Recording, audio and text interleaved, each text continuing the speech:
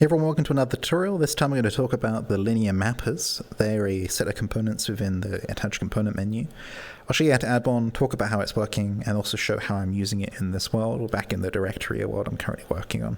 I'm learning a lot in this world. You'll see a previous video on grabbable reparent block and then a couple of videos kind of showing what this world does. If you're not familiar, it's just for sharing public folders essentially. So in this world I have a spinner. And the spinner is just causing these folders to go around. There aren't as many as I'd like in here. That's for a technicality to do a public folder. So I basically can only put my public folders in here and have them work. So I've just got a bunch of copies of my own public folder spinning around. Here in the inspector, you'll see a spinner with the speed of 3, and you'll see it's being driven. And it's actually being driven by a value field, conveniently, through a linear mapper. We're using a technique here kind of developed by many people, but first showed off in a video by Anonymous. It kind of sort of spread through people looking at other people's setups or maybe organically. It's a cool setup. I will briefly cover it here, but I'll also do a video by myself and link to Anonymous's in both this video and the video I do on this, where in an object that you're controlling, so this is the collection, which is the collection of public folders, you have a settings slot, and then underneath that slot you've got various slots which control a variable. And then inside those, you've got a value field, and then that value field is copied in some manner into your setup, either via Logix or components. And so here you'll see for the radius, I've got a value field that's being value copied into the actual aligner radius. But for the speed is actually a float 3 because it's a spinner. If you go back to the spinner, it's up here on the collection, you'll see 3. So float 3 and then 3 in the middle there. And that's because a float 3 has got actually 3 properties to it. Got an X, a Y, and a Z, and then we've just set 3 here. Usually in Logix, you might have to use this node to make that work, which is PackXYZ. I'll go over this in a separate video, but for those familiar with this node, here's a way to do this in components only. So if you go to the speed property here, you'll see we've got a value field with 3 in it, and then a linear mapper. Let's talk about how the linear mapper works. I'm going to try and move this drawing holistically down. I did. Cool. And you'll see here that the value field here is just a single float, but the linear mapper says 3D, and that means it operates on float 3s. So what the linear mapper does is it takes this float 3 value and then maps it down to this float 3. So what's happening here is we've got the float 1 up here, which is a value of 3. And then we're mapping it into X, Y, and Z, similar to the PackXYZ, but just with one value. So here's the float 3, and here's the float 1. So that's what's happening here. So the linear mapper itself has a number of properties, the usual ones, tiny pen dot there, persistent update order and enabled. Don't need to cut those. Source is the singular flow. It also works ints, I believe, but these two data types must be the same without the number on the end. So int to int 3, float to float 3, double to double 3. So here we have a float, a value of 3, and that's the source. The target is that XYZ on the spinner here. It's just is that the spinner? No, that's a ref for some reason. Collection, there we go. There's the spinner with the 3 value.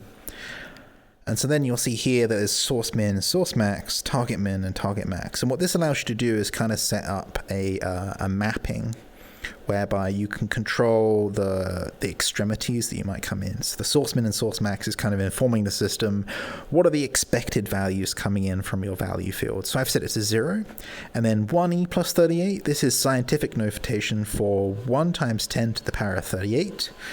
To get this value, just press 1, hold the zeros till it fills the screen, hit enter, you'll get 1 to 38. It basically means infinity, and what this allows me to do is map them without any clamping going on or restraints going on.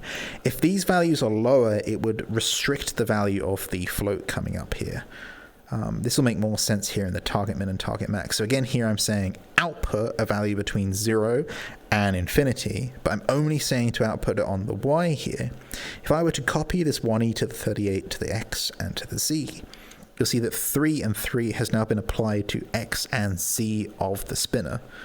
So if I set this to 0 and 0 again, it's mapping this incoming value of 3 down to 0. So it's a bit like the remap node and PackXY all in one. Here I'm just using it as a PackXYZ.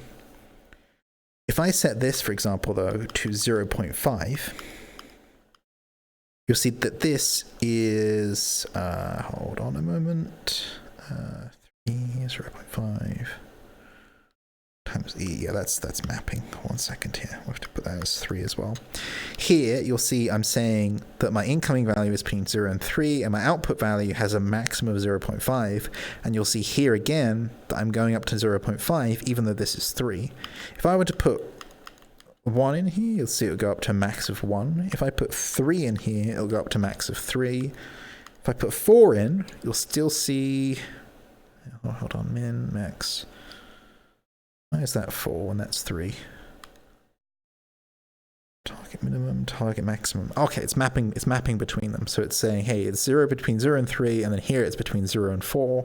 So it's doing exactly how the remap node would, where it's saying like, okay, sliding that around using remap, that would be 3 would be the equivalent value of 4 within this minimax. If that doesn't make sense, we should cover the remap node or do another video and link it into this one once I've done that one. That probably won't be today. For the purposes of this setup, though, you can ignore that rambling that went on. Hope it made sense. If it doesn't, just drop a comment in the comment section. Sometimes I get ahead of myself. I'm going to change this back to how it was before, which is just 1, bunch of zeros. The reason, again, why we're doing this is so that we can map any value. We're just using the mapper to avoid a pack, basically, here. I'm not too sure what reverse mapping and clamp does. It's something to do with the edge cases of the values. It will keep them within certain ranges. I presume reverse mapping will prevent negatives and clamp will keep it more tightly in the range. I'm not sure though. Play around with them. You can also try a linear mapper 2D or 1D. Just make sure that they go between the respective values. So a 2D would go between a 1D and a 2D. So you could use that for a panner, for example, and then you can set a value field on the float. Why am I doing this? The reason why I'm doing this is because it's easier for me to come in here and just go, you know what, I want this to be spinning at 300 speed, and you'll see them whiz around, and it have a nice normal effect and apply here to the spinner. I can also do maths based on this value because it's turning the speed, which is kind of a sort of unwieldy number, as 030, into a wieldy number, which is 3, and I can do maths based on that a lot easier. The goal is to make this world grow, and as it grows, it might need to sort of dynamically speed up and slow down. The radius might need to dynamically speed up and slow down, and that's why all these values exist, including the size. I think the size is mapped to the scale of the sphere again, and again here I'm using a LinearMapper 3D, but again, instead of the spinner, it's on the actual scale of the aligner. So we go to the aligner here. You'll see that the scale up here is mapped. And again, the value field matches that. So 0.000402. I don't really know why the 2's on there. We can get rid of that. It won't actually cause much harm. For that, we will need to also... That's still 6. I'm just going to call that a rounding error. Floats get weird when they get to this kind of sort of precision where we've got 0000. Here, I'm applying the mapped value to the x, y, and z so the scale is uniform.